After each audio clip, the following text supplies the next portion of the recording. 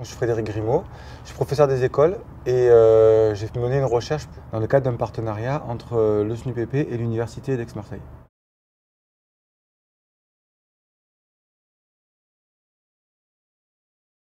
En dehors des 24 heures que l'enseignant fait devant les élèves et en dehors des 108 heures qui sont cadrées par l'administration, les enseignants travaillent aussi et c'est le travail qu'ils fournissent, il est conséquent déjà et il est masqué, il est un petit peu caché que ce soit par l'institution, que ce soit par la formation ou par la société.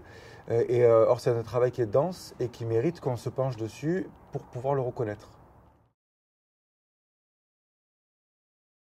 En dehors de ce temps-là, de ce temps devant élèves, les enseignants font de nombreuses tâches, très multiples. C'était le premier résultat qu'on a montré avec notre recherche, c'est la très grande diversité qu'il y a des tâches de préparation, d'affichage, de correction de travaux d'élèves, de travail administratif, de répondre à des mails, etc. Donc et même des tâches nouvelles, hein, comme répondre à des mails par exemple, on peut considérer que c'est une tâche récente dans l'histoire du métier enseignant.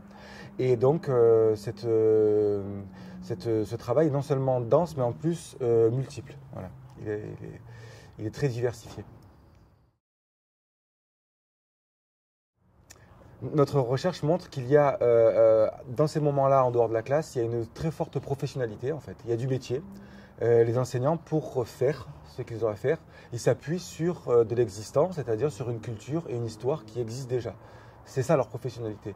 C'est que les enseignants ne font pas des choses au hasard ou au petit bonheur la chance.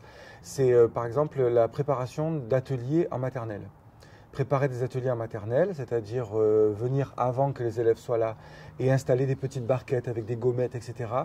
Ça participe du métier et les enseignantes qui font ça, elles s'appuient sur cette professionnalité, elles s'appuient sur ce métier. Et c'est à ce titre-là qu'on peut dire que les enseignants travaillent en dehors de la classe. Ils travaillent parce qu'ils s'inscrivent dans une histoire, dans une tradition, avec ses gestes, aussi avec ses doutes. Hein. Donc c'est une histoire qu'ils nourrissent eux-mêmes en la modifiant. Et c'est ça qui fait que les enseignants sont des professionnels, même quand il n'y a pas d'élèves.